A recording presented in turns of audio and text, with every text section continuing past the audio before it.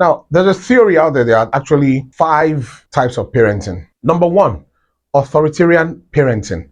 Now, authoritarian parents are parents basically who impose their decision on children without considering the consequences or considering the child's opinion or point of view. All you care about is do this, do that, do this, do this, do this, because this is how you can become successful in life. You never have to make out time to listen to what your children want or their own disposition to different ideas that you are trying to enforce into their lives or enforce upon them, because those parents are scared of failure. Probably the parents struggle to make it in life and they believe that they need to be non-negotiative, no room for discussion with their children to get them to do what they want them to do. I'm your father, I'm your mother, I brought you to this world, you must do whatever I say. I've heard that over 1,000,000 times from different parents, even from close relatives, who will tell you, no, no, no, no, no, no, no, no, no, don't tell me how to raise my child. Don't tell me how to raise my child. That's how I want to raise my child. You can raise your child how you want.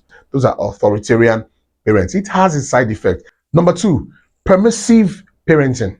Now, permissive parents, like the word permissive, simply means that anything goes, no rules. Just leave him. He's just being a child. You know, if he wants to lick ice cream around 5 a.m. in the morning, he's allowed to go to the fridge and take out a bucket of ice cream and just lick. There are no rules. The child just does anything he or she likes in the name of love. That's where the parents miss it. They blame it on love and say, you know, that's why we love our child, so we are letting them just do anything. You are destroying that child's future.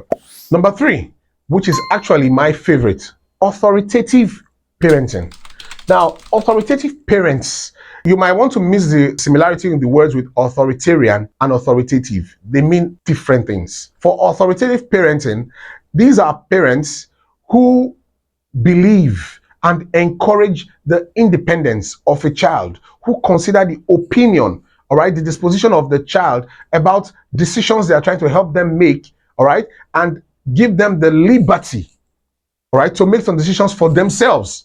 But they always enforce what is called ground rules and boundaries. There are limits to everything, right? They don't let them go overboard, all right, by being permissive. Then they don't force their opinion on the children by being authoritarian, all right? So they don't do either of these things. They are able to balance both reasonably. So they also engage in communication with the children, making them understand why they want the children to follow their own rules, their ground rules, or making them understand the importance of limits in life. The most important thing is not just raising the child, is raising the child for the future when you, the parent, will no longer be there. All right, when the child goes into the higher institution, all right, or becomes a full-grown adult where he now has to make decisions for himself, the foundation you laid for the child was what would decide the future of that child, because it is his home training that he'll be displaying in public. So at the end of, if he does rubbish out there, he's exhibiting the kind of home training you give to him. So it's very important that parents explore this authoritative, all right? Number 4, neglective parenting. Neglective parents are parents who are unaware of what happens in their children's lives or are actually uninterested.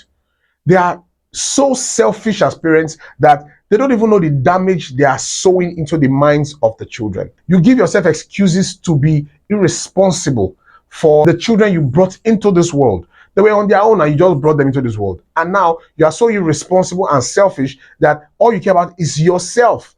You don't even care what they are going through, what they are doing. And before you know it, one relative or one neighborhood person is molesting your child. And then you'll be getting angry.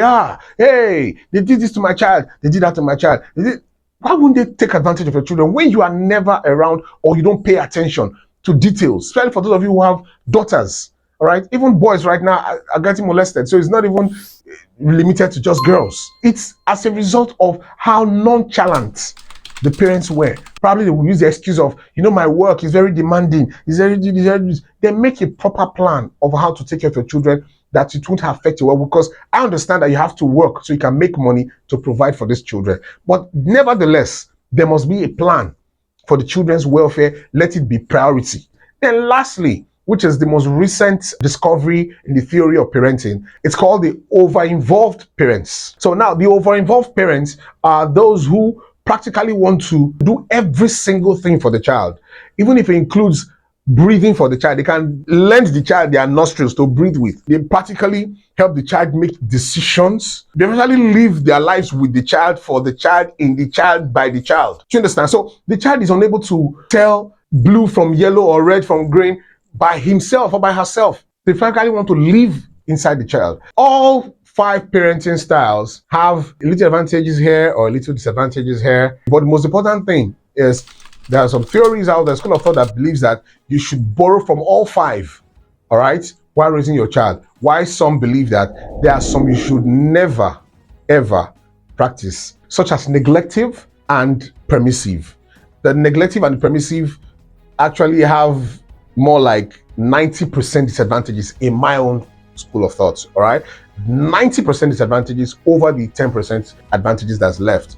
Unlike the over-involved, which has its own good parts and its bad part, the authoritarian has its own good parts. Yes, it actually does. I absolutely prefer the authoritative, which I call so probably the negotiative parenting, in as much as you don't spare the rod to spoil the child. I can always say, in all thy getting, get sense. Get within, get sense. All right, I'll see you again in my next video. Don't forget to like, share, subscribe.